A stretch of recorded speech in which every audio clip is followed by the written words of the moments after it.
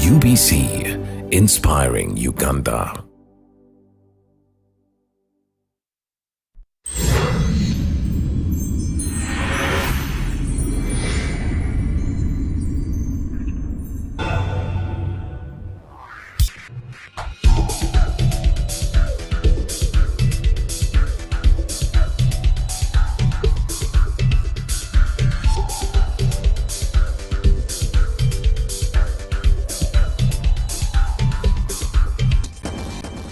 Qualified, professional, and compassionate doctors talking real solutions to real health problems.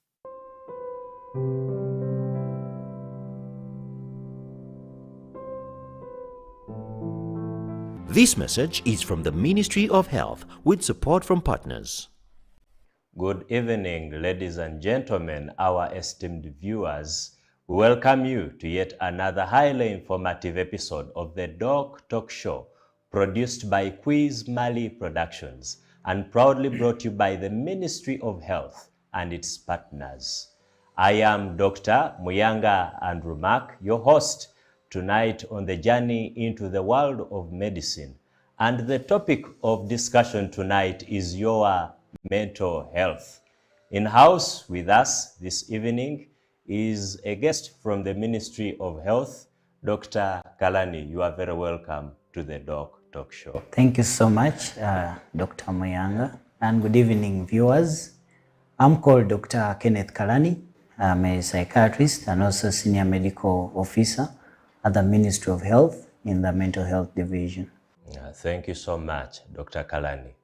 Our viewers out there, did you know that suicide is the third leading cause of death in young people? Did you know that harmful use of alcohol is the fifth leading cause of death worldwide? And this is premature death we are talking about in particular. Did you know that over 50 million people worldwide are suffering with epilepsy? We shall talk about that later. But for now, let us delve into the discussion tonight, and that is your mental health. I think it would be important, Dr. Kalani, to start first of all by defining what do we understand by mental health. What is mental health? Mental health is simply defined as a state of well-being in which an individual is able to know their abilities or their potential, cope with or deal with day-to-day stresses of life. As you know, that life is quite stressful, work productively and fruitfully, make meaningful relationships, and also contribute to his or her community. So you have talked about them realizing. First of all, I've talked about a state of well-being. Well-being. Yeah, so mental health is actually a positive thing. Okay. And not a negative thing. Two, we've talked about their abilities to realize their potential. Yes, to realize their potential or their abilities. Yes. And three, to cope with the day-to-day stresses of life, because as you know, life is very stressful. Yes. And then work productively and fruitfully. Yes. And make meaningful relationships. Yes. Interact. And then be able to contribute to your community. To the community. Or society. Okay. With that definition, Mark, you will note that mental health is what we need on a daily basis, because on a daily basis, we need to know what we are able to do. On a daily basis, we need to handle the challenges we meet with life, and here we are calling the daily stresses of life. And on a daily basis, we need to work. You are a doctor, you are an engineer, you need to work, and as you work, it has to be productive, and there must be fruits that come out. Yes. So you need to be in a state of good mental health in order for you to realize those things. And ultimately, Uganda is what it is because there are very many individuals contributing to their communities. Yes. Because we are working productively and fruitfully, we are supporting young people, raising the next generation. We need mental health in order to do that properly. So it is what we need on a day-to-day basis. So everyone has mental health. I had something to do with stress. Yeah. And this is a word we use a lot in our daily life. Yes. What do you mean by stress? Stress. You see, I think to answer that, I'll first reflect back on what mental health is. That on a daily basis, as we wake up in our homes, our struggle is to stay mentally healthy or to have perfect mental health. That means our struggle is to be able to deal with the stresses we have properly, to be able to work productively and fruitfully and contribute to our society and make meaningful relationships. That's what we desire on our daily lives. Yes. But unfortunately, that's not the case. Yeah. There are certain challenges we meet in our lives, and these ones are called stresses. So once the stresses come in our daily lives, they push us towards poor mental health. So mental health, in other words, lies on a spectrum. It's a spectrum. On one end, you have perfect mental health, and on the other end, you have poor mental health. So once you wake up and everything seems figured out and going on for you, you may have perfect mental health. But you have something annoying you. Maybe something doesn't go on the way you want. You meet a disappointment, you lose someone, you lose money, you have a disappointment. Somehow when those things come, you tend towards poor mental health. Now the things that push us towards mental health is what is called stress, commonly in our context. Towards mental illness. Yes, towards poor mental health first. Yes. Okay. So we say you have stress. So to make, I know this term is used so loosely and commonly, but to make this very simple, that stress, we say we are stressed when there is an imbalance between the demands put on us and our resources or abilities to meet these demands. Okay, yeah, that's interesting. So I'll give you an example that you are Mark here. Yes. Okay, Mark, you are a student. Mark, you are an employee. Yes. Mark, you're also an employer. Yes. Mark, you are a husband. You are a son. Yes. You are a nephew. You are a brother. All these positions or titles come with different roles Yes. and expectations. And sometimes we do not have the ability or the resources to meet all these expectations around us. And by abilities, I mean it can be emotional resources, okay? Yes. It can be financial resources, it can be physical resources. That you're working too much because the work that has been put upon you is too much and you don't have the physical capacity to manage. Or maybe you're undergoing through a lot of emotions, you're losing some people and you're dealing with so many things around you that you cannot handle so much. And sometimes even financial resources, Africa, we take care of very many people. And even looking at the current socioeconomic times, things are tight, the standards of living are tight. And many times we find ourselves in a situation when we cannot meet that. So once there is that mismatch between the demands we have and the resources we have to meet, we call that stress. So you are stressed. And once you are stressed, it checks your mental health. It pushes you towards poor mental health. Then we say you have mental health issues. Okay. And if you stay in a state of mental health issues for a long time, you are bound to get mental illness. Yeah. Interesting. But what I've noted is, one is that this mismatch, which you have talked about, is actually inevitable in life. Yes. Stress is also a normal occurrence in life. Yes. The challenge is now to do with for how long, maybe. Yes. And maybe the magnitude and how I react to it. Yes. Generally. Now, yes, we use this word commonly. Yeah. And there are times we actually interuse or intermix these words. We use mental illness and then use the word health. Stress, rather, interchangeably at times. Yeah. What is mental illness in and of itself? Yeah. In this case. And that's very interesting because many times, if you remember the definition of mental health, I told you that one, it is a positive thing because it's a state of well-being. Now, mental illness is, first of all, these are conditions, okay? And I'm going to put a mark in every word that I say. So mental illnesses are a set of conditions. Yes. Okay? One, that affect the brain. Yes. So it's an illness of the brain. And because it affects the brain, the result is that it will affect or interrupt the way one thinks, the way we feel, and the way we behave. Because the brain controls our thoughts, controls our behaviors, and controls our feelings. So mental illnesses will affect that. Okay?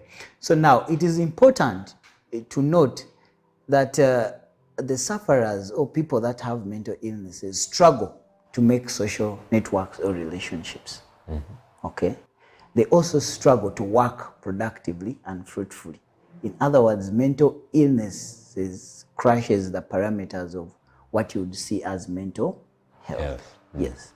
And also it's important to note that the people that have mental illnesses bear significant suffering. And this is emotional suffering and distress. They do not like the experiences that they go through.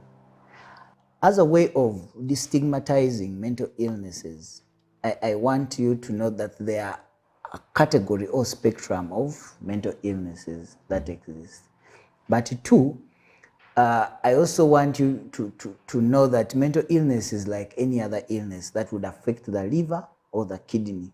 But because for it affects the brain, it ultimately affects the way we think, behave, and feel. And the symptoms that are seen are around those spectrums, the way our thoughts, behaviors, and feelings. So what I pick, before we go for a short commercial break, is that just as you have a liver and it can get a problem, you have a heart, it can get diseased, you have a kidney, it can get diseased. Mental illness is the brain getting dysfunctional. So it should not be taken as something special in this case, but any person who has a brain, I will say this before we break off, if you have a brain and you're out there, you are a candidate for mental illness. So never laugh at someone who has a mental illness. Let us be back from a short commercial break. Thank you. This message is from the Ministry of Health with support from partners. You are watching the DOCtalk show.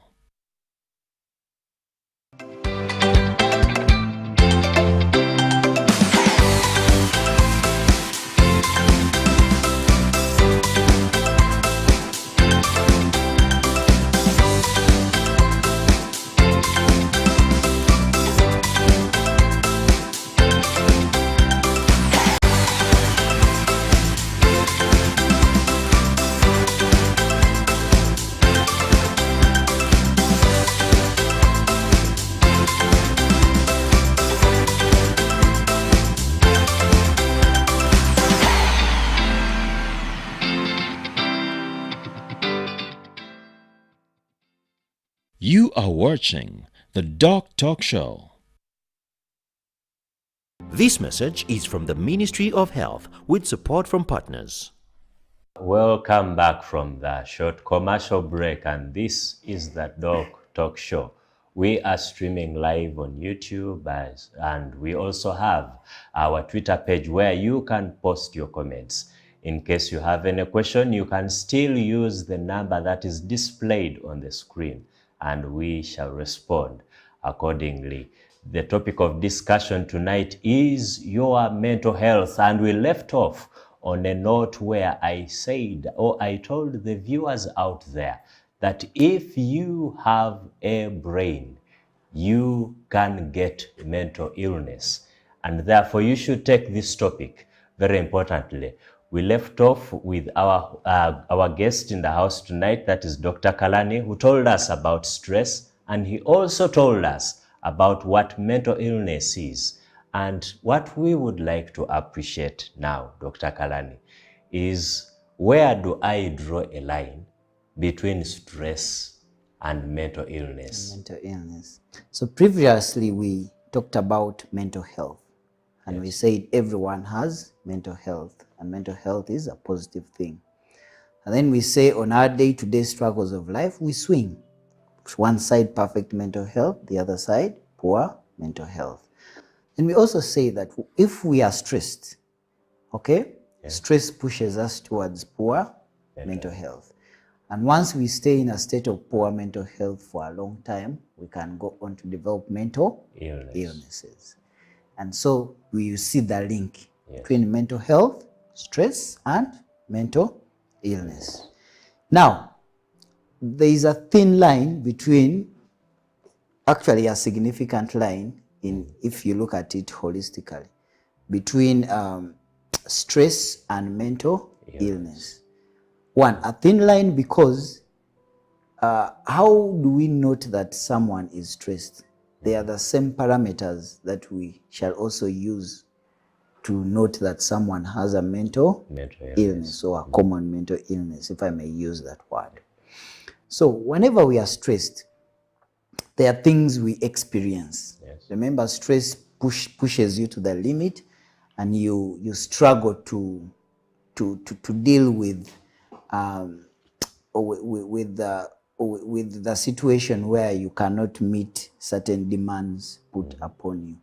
So many times when we are stressed, we notice challenges, for example, with sleep.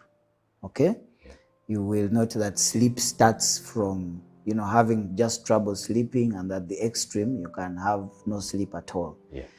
People who are stressed also have challenges with appetite. For example, they struggle with food. Initially, food can taste funny or taste like glass or flat. I think the most basic example of that is the way appetite disappears when someone has been chucked.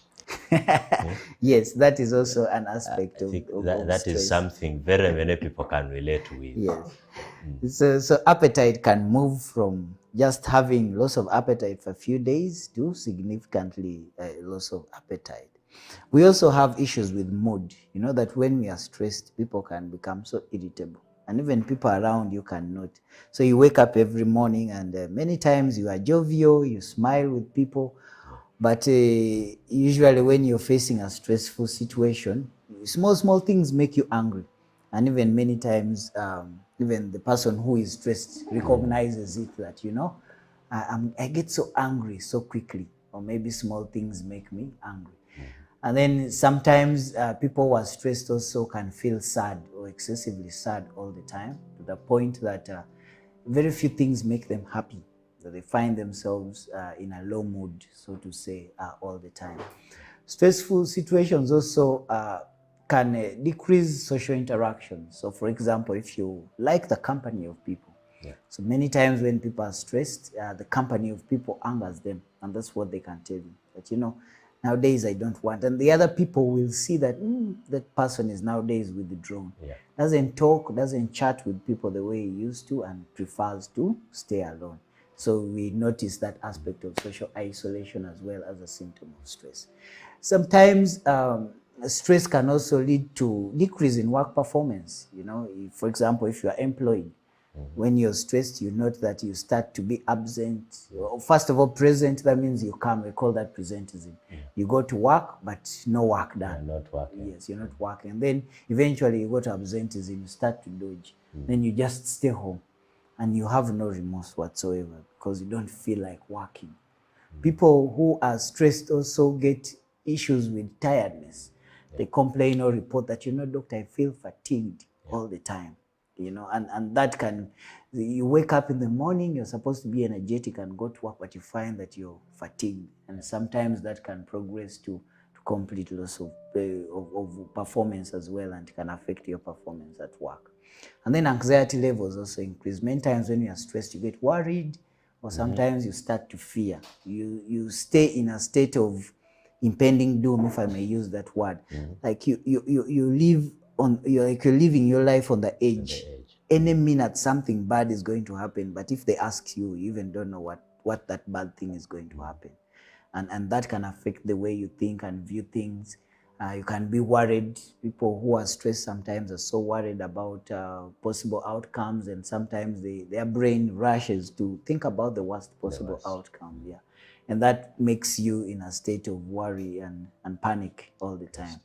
And most importantly, people with stress sometimes have alternative ways of dealing with stress. Okay. And again, sometimes use of alcohol to numb their psychological pain is an alternative way. So it's not uncommon to find that during stressful moments, people's level of alcohol use or intake increases. Sometimes when people who never used to take start to take, and it can go on to disastrous levels. Some people have a name for alcohol. Yes.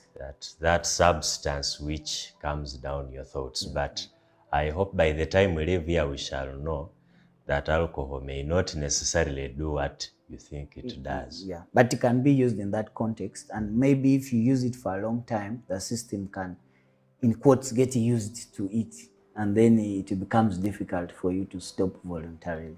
Also, people who are stressed sometimes, extremely stressed, can self-harm or as a negative way of dealing with their stress, can cut themselves, and we are noticing this commonly. And if you have a chat with persons that self-harm, they say that once I cut myself is a way of transferring. They explain that it somehow numbs the psychological. So the cutting is not to kill myself. No, it is not. But it is somehow to distract myself from the challenges I have around me. Yes. And that is done without even thought. They just get to realize that that's what happened. And it's not a good way of dealing with stress. And the bad one is suicide. Sometimes when people are overwhelmed and they are stressed, they can look at ending their lives as an option to end the suffering or the stress that they are going through. That reminds me of the various sad events we have had in the past month, where several of our friends, relatives have ended their lives. So these are indicators that maybe these persons are overwhelmed with the situations that they are undergoing or facing in life.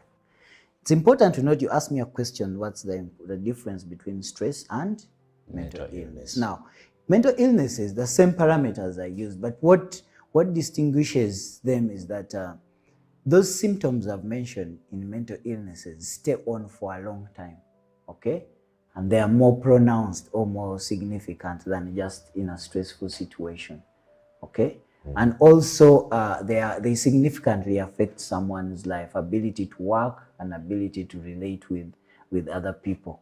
So it's important to note that there's a thin line in that there are same parameters or domains that are affected. I've talked about sleep, appetite, also activity, increased use of alcohol, and so on and so forth. But what distinguishes them with common mental illnesses is the intensity. So you've talked about intensity, the frequency, and the duration. And what of the magnitude of the symptoms? Yes, and the magnitude of the symptoms as well. You may find that in stress, the sleep is, you lose sleep for a while, whereas when you're mentally ill, you almost don't sleep at all. People can come and tell you, I've not slept for 5 days, I've not slept for a week at all. And those are telltale signs that these symptoms are there and they are going on for a long time. Whereas with stress, sometimes people can bounce back when the symptoms are few. They are few and they can bounce back. They face it for a few days and they are able to go on with their work. Whereas in mental illnesses, the symptoms are significant and they affect the person's ability to do their day-to-day work or interact with others in society. Yes. So what are the commonest mental illnesses we meet within our context? In our context, and I want to place this in relation to stresses, that the common mental illnesses that are linked to stresses is depression. Yes. Depression, which is a type of mental illness that is characterized by persistent and excessive sadness, okay? And loss of interest in things that bring us happiness. People lose interest in doing things that they used to enjoy doing before. That is depression. Okay, and then the second is anxiety. That is commonly presents with excessive fear and excessive worries. People with anxiety worry about even day-to-day problems of life. that ideally they shouldn't be worried about. Define that they are preoccupied and excessively worried about the problems, but they also experience a lot of fears that can lead to what you'd call a panic attack. So they get frequent panics as well. And then alcohol and substance use, which is also a common mental illness, that these people who have alcohol and substance use problems. Dr. Kalani, I apologize for cutting you short, but you have reached a point which is so important that when you talk about alcohol, that is an important point. Yes. So we shall continue from there after this short commercial break. But in case you have any question, please feel free to send it in via the number displayed on the screen. Thank you. This message is from the Ministry of Health with support from partners. You are watching the DOCtalk show.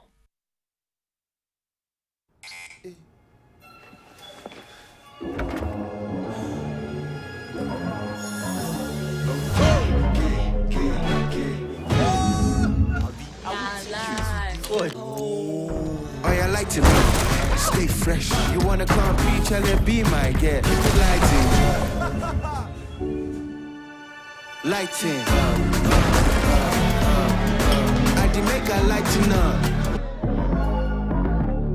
Hey, business people of Uganda, the Ugandan National Lottery is coming. It's the perfect opportunity to boost your business. Zimba your business by becoming an authorized Uganda National Lottery agent. By paying a security deposit of just 250,000 shillings, you will receive your very own Uganda National Lottery terminal, expert training from the pros themselves, and marketing materials to skyrocket your sales. And with a generous 5% commission on every ticket sold, the potential for earnings is limitless. Don't miss out. Act now and call us toll-free at 0800 33 44 33 to see if you qualify. Join us today and Zimba your business. Ituba Uganda is regulated by the National Lotteries and Gaming Regulatory Board.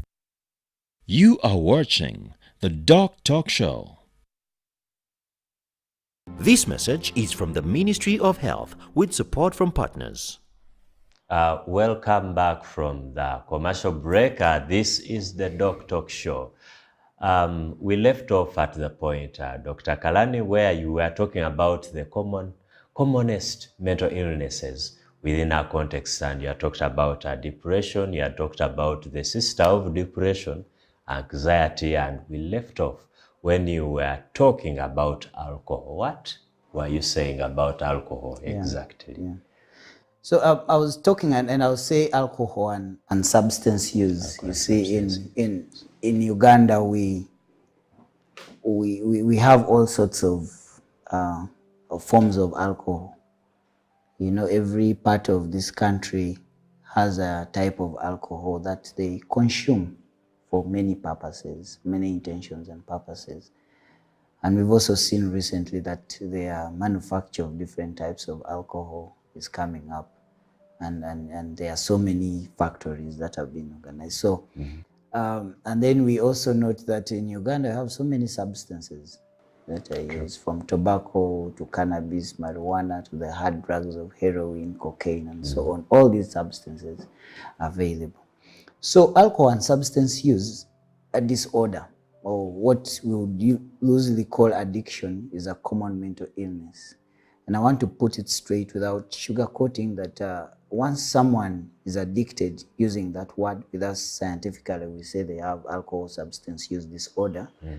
But to drive the point home, I'll use the word addiction. And once someone is addicted, it's a mental disorder because they cannot control the use of the substances or alcohol, yes. And in other words, people who are addicted, they tend to use the substance in order to feel okay or feel normal. So that means there are chemical changes that have occurred in the brain, and it pushes them to use the substance, despite the evidence of harm and all the socio-economic problems that have resulted from using the substances. So that problem of alcohol and substance use is high. And in Uganda, you noted the recent statistics that we have the highest per capita alcohol consumption in Africa. Actually, recently people were talking proudly about it. Yes, in Africa we are carrying the trophy for taking alcohol. So which are not really good statistics or something that we can brag about with. And so it's estimated up to about 13% of people have alcohol use problems, and the various substances as well are picked up there. Yes. So that and this comes in, I want to put it in the context of, I mean, there are very many reasons why people could get alcohol and substance use disorders or addiction, but in the context of stress and this conversation that we're having is that people should be aware that when they are stressed, their brains may subconsciously look for a way of numbing that stress. Or lifting the mood. Yeah, or lifting the mood, so to say. So alcohol and other substances come in handy because the way alcohol reacts with our system, it reacts in a way that it elevates certain hormones that make us feel happy at the end of the day. So they will like the feeling. And so it will be like some sort of treatment, but not knowing that we are creating another canon of worms, or, creating another bigger problem to deal with, which is alcohol. So that should be very clear, and people should be aware. Interesting. So, Dr. Kalani, we hope we shall get an opportunity in the future for you to explain substances better to us, because that is a topic I feel we need to explore in depth. But for now, how can we prevent mental illnesses within our context? Is it something we are powerless to handle? There are things we can actually do to help us prevent mental illnesses from occurring. Well, there are many ways we can prevent mental illnesses, but in the context of this conversation that we're having, I want to limit the strategies to the things that we can do on a day-to-day basis to remain mentally healthy, or so to say, to remain afloat. Because as you've noted, and as any one of us can recognize, that the stressors are increasing, and even increasing in intensity and power, okay? And there are three things normally we do when we are stressed, okay? You either eliminate the stress, or modify the stress, or run away from the stress. You see? But these things are within us, they're in society. So running away might not exactly be an option, because everywhere you go, you'll find some degree of stress, and that you can't run away from. Sometimes the stressors are permanent, that even we cannot exactly modify or succeed to modify the stress. And we find that we need to modify ourselves or handle the stress. That regardless of the situation, we must continue to remain mentally healthy. That means regardless of the stressful situation we face, we should cope with day-to-day stresses of life. We should work productively and fruitfully and contribute to our society. So these tips I'm going to share, they are simple things we can do on a day-to-day basis to help us remain afloat, that regardless of the situation or circumstances that we face, we can remain functional. Because if we do not remain functional, we shall have mental health issues, as I mentioned. And if we have mental health issues for a long time, we can have mental illnesses, which can be difficult to manage or treat. So the first thing is to have a balanced diet. It sounds as simple as that, but stress affects more than just the emotions. Okay, you see, when someone is stressed, or in that situation of being stressed,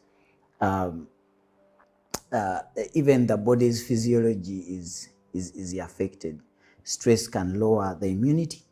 Okay, stress can affect sugar control, and people who have been stressed for a long time can even develop diabetes mellitus, or high blood sugar. And then it can also affect the way the lipids or body fats are regulated. And they can cause deposition of some of those fats in the blood vessels and lead to high blood pressure, and can lead to other conditions that affect the heart as well. So it's important that in the event that you have stress, or people that are healthy because they're eating a balanced diet, have a better likelihood to cope and deal with stress. If stress finds a weak body or a body that is not healthy, you're finished. It can easily worsen and cause other comorbidities or other illnesses that can complex the entire issue. So that is one. It's very easy to eat balanced diet. And if you remember our definition in primary one, that what is a balanced diet? A balanced diet is a meal with all food what? Nutrients. Food nutrients. Yeah, so we have our proteins, we have our carbohydrates, and you have our vitamins, minerals. Yes. So coupled with a balanced diet, I think it's also good to exercise. Yeah. Because exercise, in a way, also studies have shown that even some people exercise and it increases the happy hormones as a way, but also keeps us healthy. It breaks down the fats and keeps our bodies healthy. The happy hormones, when they come, they help make us feel happy and you know, take us, improve the stressful circumstance that we are facing. The second thing I want to talk about is sleep. It's very important that we sleep well, and the recommended hours of sleep is 6 to 8 hours per night. Dr. Kalani, I think I'll request you to talk about sleep in particular. We are in a system where children who are now actually supposed to sleep for more than 8 hours study up to around 6. Don't have time to play. You talked about exercising. Then from there you go and have supper. You go and study up to 10 or 11. And by 5 or 4 you are awake. Sleep is very important. That sleep is the one natural antioxidant that we have. What do I mean by antioxidant? That during the day, as we are busy working and thinking and accomplishing tasks that we are faced with, the body keeps on functioning and generates some toxins. Now, those toxins, sometimes they are called superoxides or whatever. That's a result of the body breaking down the different sources of energy to enable us to function. Those are the things that usually make us tired. Okay, and in the evening you go and feel tired. And once you sleep, all those toxins that are generated by the body during the day in your quest to meet your day-to-day demands, they are neutralized in your sleep, natural. That by the time you wake up, you feel energetic and able to run the next day. Now, if we do not sleep, that means we shall have those toxins circulating in our bodies in the next day. So that it will affect our ability to work. It will affect our concentration at work or in any place. Okay? It will affect our reaction time. It will affect your concentration and memory as well.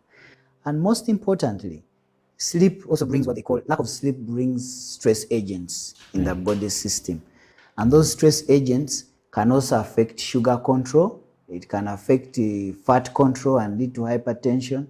But also, it can affect the way cells are broken down or regulated. That researchers have shown that people who are in a constant situation of lack of sleep, they can easily even get a lot of cancers. And lack of sleep is also related with other mental illnesses like anxiety and depression. Dr. Kalani. Yes. Allow us to run for a short commercial break. And we shall be right back to continue from where you stopped. Okay, all right. I think I've heard the word cancer in relation to sleep, and I need to take some water as well. Okay. This message is from the Ministry of Health with support from partners. You are watching the DOCtalk show.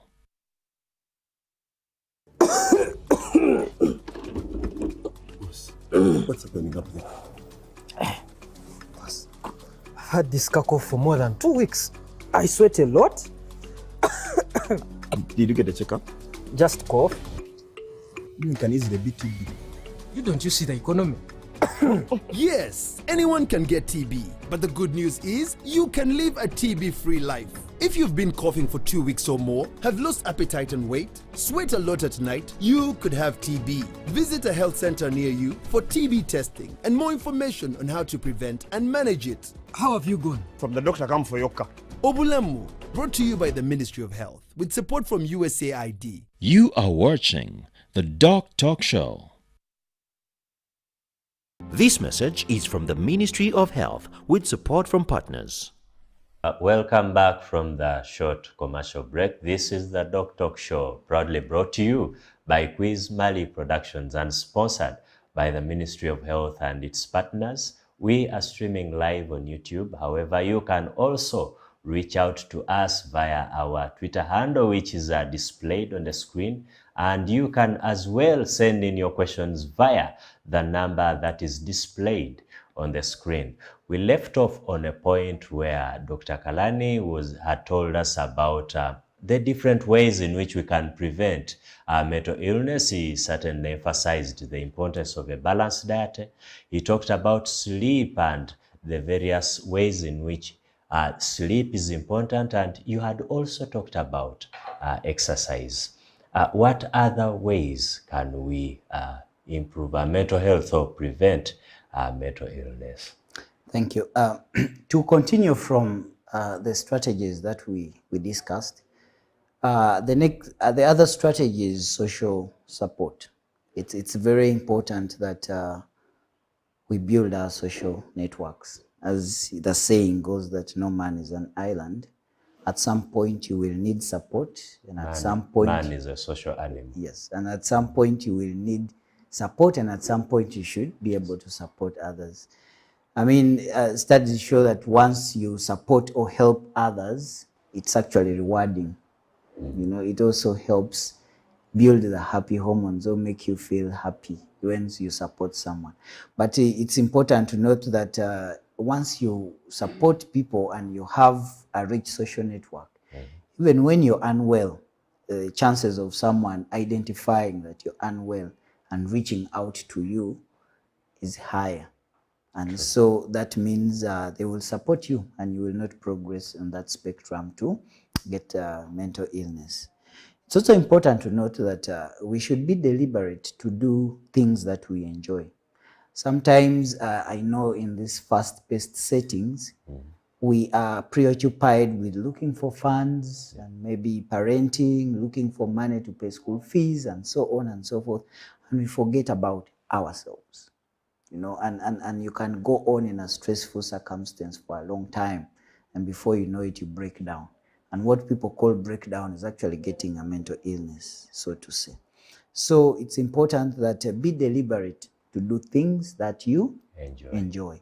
And this can even be explained scientifically, that if you do things that you enjoy, it elevates the happy hormones. And once those happy hormones are elevated, it prevents you from getting anxiety or depression and other mental health. In other words, it removes you from the situation of being stressed.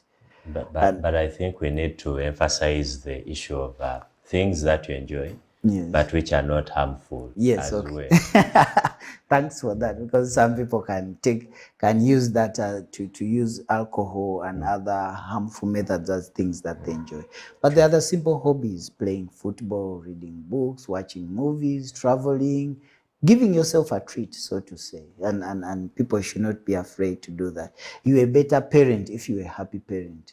True. Yeah, than a sad parent. So you do your job better if you take time for yourself and also do the things that you enjoy. It's important that we also learn how to draw limits and learn to say no at certain extent. You know, we live in a very sociable society where sometimes we have a lot of expectations from community and society. You know, you have relatives, you have extended families, and everyone expects that you should be able to provide financially. And sometimes we fall in that trap, and we find ourselves trying so hard to meet everyone's needs but ours, you know, so you forget about your own self. So it's important that we learn or identify the point at which we are breaking, okay, because of the stressful circumstance, and you say no. That is part of self-care, because you are the engine. If you are eliminated from that circle of help, from that equation where people require help, none of these people can get the support that you so badly want to give them. So it's very important that you stay healthy, and sometimes you learn to say no to certain things. It's important that we also learn to seek support. Sometimes there are many people willing to support us when we are in the situation of lack or need. but because of certain issues, pride and so on and so forth, may limit us from asking to say yes. Let's learn to seek support from family members, from friends, from mentors, and so on and so forth. And it's also very important that we learn to share our problems. They say problem shared is half, but that can also be even scientifically explained. That once you share a problem, you involve your higher centers, and so you will get solutions. You know that other people are in worse problems than you, and those things help calm you down. But also, you literally offload some of the problems because you have a conversation with yourself when you have a problem. Yeah. So the ability of that problem to affect you further is less once you share. And sometimes we share not because you even want to get solutions, but just because you want to discuss and maybe cry and, or, use all the other modalities of expressing the burden that one is carrying. It's also important that sometimes I've encouraged people to even keep gratitude journals. When you're going through turbulent times, when it's even difficult to identify something that is good, you seem to be having a series of unfortunate events all the time. But if you look deeply, there are always something good that's happening. Interesting. Yes, and if you purpose to look for it, you note it down. And in the event that your mind is telling you that all is doomed or all is covered in shades of gray, you can open your gratitude journal and you say, okay, despite these hard times that I've had, I've also had these moments and these positive moments. Those will help brighten you up and take you through the difficult time. Learning to count your blessings. It's reminding me of a song. Count your blessings, name them one by one. I think that is an important skill. That is something we need to do in life. It's those great memories of successes we have had in time, in life, triumphs we have had, that can that push us through the hard times we are having.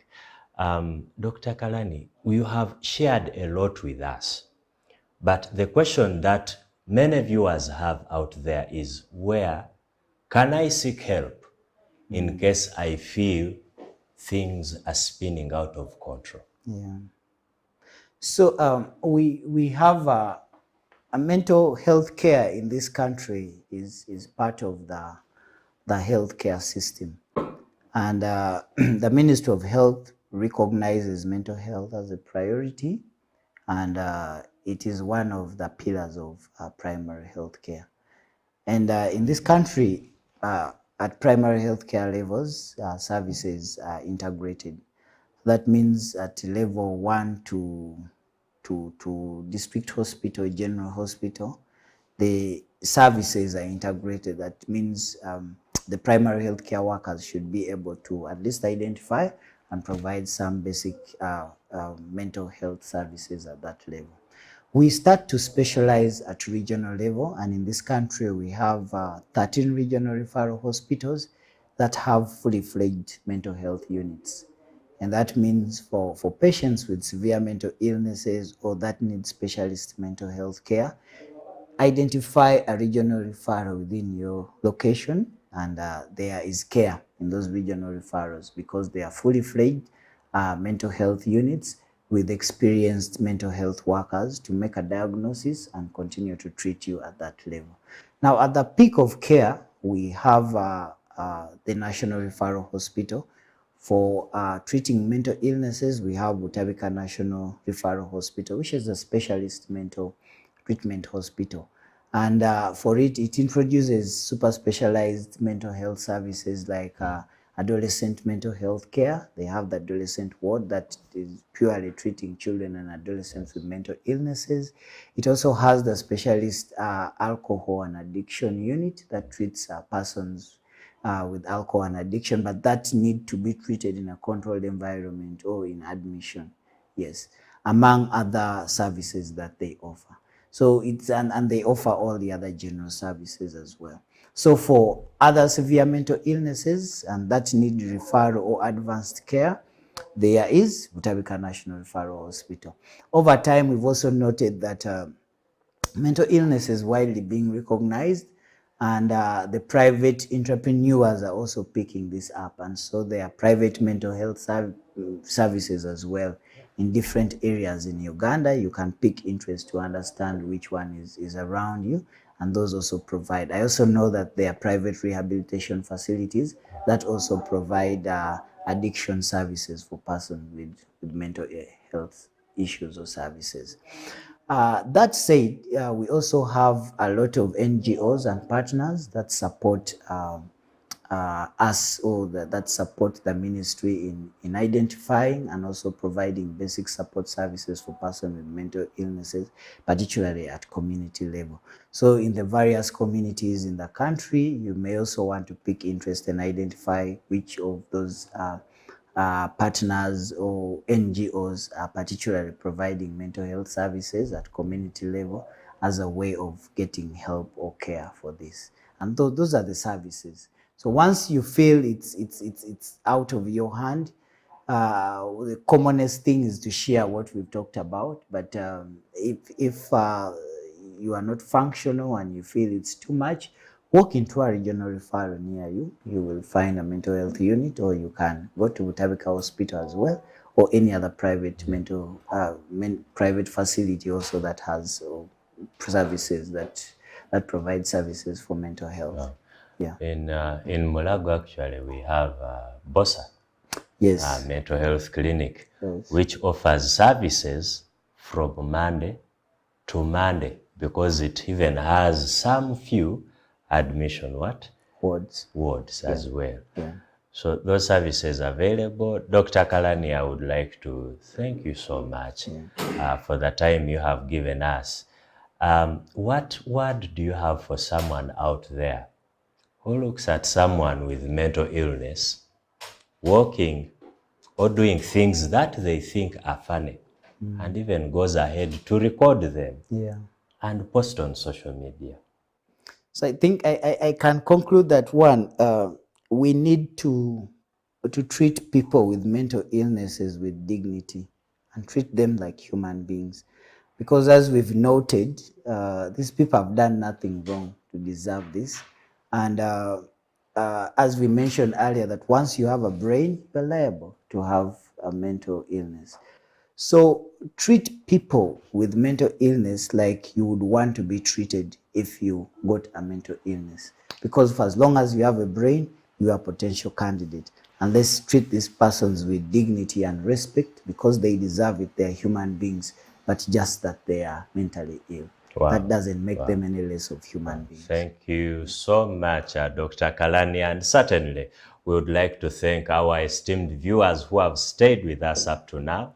We thank you for the time you have put in and for the comments you have been sending in, for actively participating within this show. As we leave, we want to emphasize one thing, that there is no health without mental health. This has been the DOCtalk Show. This message is from the Ministry of Health with support from partners.